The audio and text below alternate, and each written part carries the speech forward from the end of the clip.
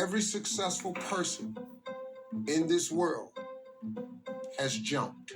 I'm going to tell you what I mean by that. You are going to have to jump. You cannot just exist in this life. You have got to try to live. If you're waking up thinking that there's got to be more to your life than it is, man, believe that it is. But to get to that life, you're going to have to jump.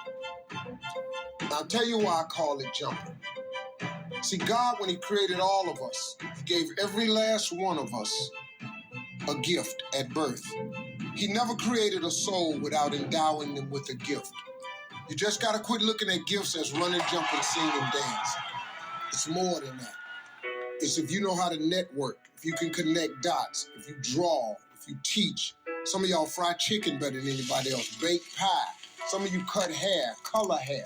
Some people do grass. I got a partner, man, never wanted to go out with us because we stayed out too late.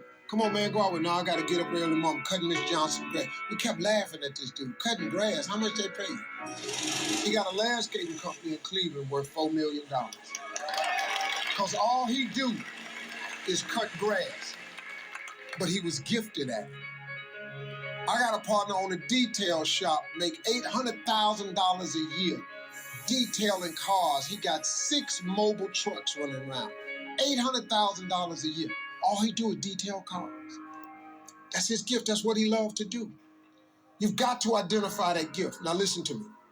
When you see people in life, when you're standing on the cliff of life and you see people soaring by, you hear about them doing wonderful things. Maybe you look up the street and your neighbor just gets a car every year, every 2 years. You know, how is he doing that? Have you ever thought, maybe this person right here has identified their gift and is living in their gift?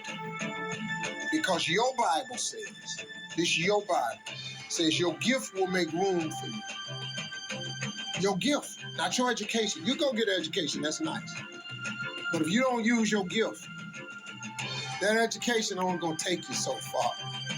I know a lot of people got degrees, man, and they ain't even using it. It's your gift. But the only way for you to soar is you got to jump. You got to take that gift that's packed away on your back. You got to jump off that cliff and pull that cord. That gift opens up and provides the soar. If you don't ever use it, you're gonna just go to work. And if you end up going to work on a job every day that you hate going to, that ain't living, man. You just existed. At one point in time, you ought to see what living's like. But the only way to see what living like, you gotta jump. And here's the problem. But just be real with you. When you first jump, let me tell you something. Your parachute will not open right away. You're gonna hit them rocks. You're gonna get some skin tore off on them cliffs. You're gonna get all your clothes tore off. You're gonna get some cuts on you. You're gonna be bleeding pretty bad. But eventually, the parachute has to open. That is a promise of God. That ain't a theory, that's a promise. His promises is true, because listen to me. You cannot name one single thing God has not gotten you through. Name it. And if he ain't got you through it, he currently pulling you through it right now. And the living proof of it is you sitting in here. If he hadn't got you through it, you wouldn't even be here. So if he ain't never not got you through it, why would he not let your parachute open? It has to open, man. You can play it safe and deal without the cuts and the tears. And you can stand on that cliff of life forever safe. But if you don't jump, I got another promise I can make you. Your parachute will never open. You'll never know. You'll never know what God really has for you. See, your God has a wonderful life for you. Once again, I'm going to refer to your Bible. Now, you go down there, you memorize these scriptures, you don't apply them to yourself. Your Bible says that he comes to give you life and give you life more abundantly. If I were you, I would jump. Because that's the only way to get to that abundant life. You got to jump, man. You got to take a chance. Now, when I get through talking, there are those of you who discuss this in the car. Well, I got bills, and I got bills. Whether you stay on the cliff or you jump, you're going to have bills. Well, if I quit my job, I'm going to ruin my credit. If you got a job, you live in check to check. Even if you got A1 credit, you can't buy nothing else no damn way. At one point in time, man, do yourself a favor. Go see what God really do. God hold you up, man. He ain't gonna let you fall. He ain't bring you this far to let you fall. Do yourself a favor, man. Before you leave this world, before you die, jump. Just jump one time. Just jump. Thank you very much.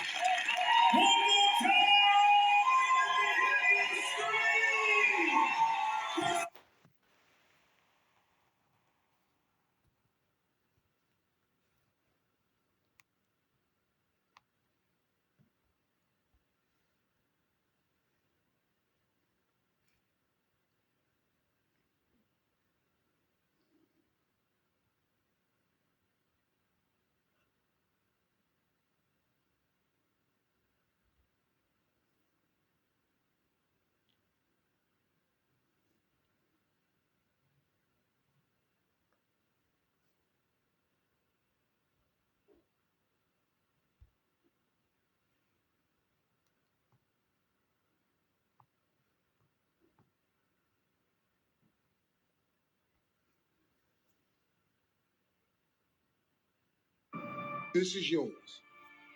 You're the captain. You're the master. You're the foreman. You're the general. You're the head. Don't give control of this to nobody, especially the devil. Do not let Satan come in here and function and operate, because he has one mission: to keep you off course, to make you not think it's possible, to make you think that God don't hear you. His job is only to destroy, to make sure that you don't become what God intended for you to become. That's the mission of the devil. Everything you're going through is preparing you for what you ask God for. You just got to quit tripping while you're in the process, because the process is necessary. You may not see it now, but when he gets you on the other side of it, you're going to see exactly why it went that way. And you're going to be okay with it. But quit tripping during the process. Oh, Lord, why me? You ain't the only one. Oh, Lord, why me? You ain't the only one. Oh, Lord, why I lose my job? You ain't the only one unemployed. Oh, Lord, why he leave me? You ain't the first chick got left. This might not even be your last time getting left. Pull yourself together and quit tripping, because you in the process. God is processing you. He ain't through with you. If he was through with you, you would not wake up in the morning. Negativity, you can protect yourself from negativity. And that's what stops most people: negative thoughts. You can coat your mind from negativity. It's a real simple exercise to do. I do it every morning before I walk out the door. So I walk out as a positive person. The way you can put a coating around your mind is with one simple thing: gratitude. Gratitude erases negativity. I'm gonna show you how this works. If you wake up in the morning and you start having negative thoughts, man, this ain't my day. I woke up on the wrong side of the bed. I'm tripping. I just don't feel myself. Every time you feel in the middle of the day, if you feel yourself doing that, stop. Just stop for a second and start going over in your mind everything you have to be grateful for. Not everything you want, everything you already have, because what you have is substantial. Start coating your mind with gratitude. It'll change everything for you. Rich people don't sleep 8 hours a day. That's a third of your life. It ain't but 24 hours in a day. You cannot be sleep 8 hours a day. You can't live in LA and wake up at 8 o'clock in the morning. It's 11 o'clock on the East Coast. The stock market been open 2 hours. They already making decisions about your life, and your ass was asleep. Everybody has a turn back moment. You have a moment where you can go forward or you can give up. But the thing you have to keep in mind before you give up is that if you give up, the guarantee is it will never happen. That's the guarantee of quitting, that it will never happen, no way under the sun. The only way the possibility remains that it can happen is if you never give up no matter what. Stop telling your visions to other people because they're not going to see it. Why you think you keep imagining opening a business? Why do you keep imagining getting rich one day? Why do you keep imagining that? Because God is talking to you. He's showing you something that he has for you.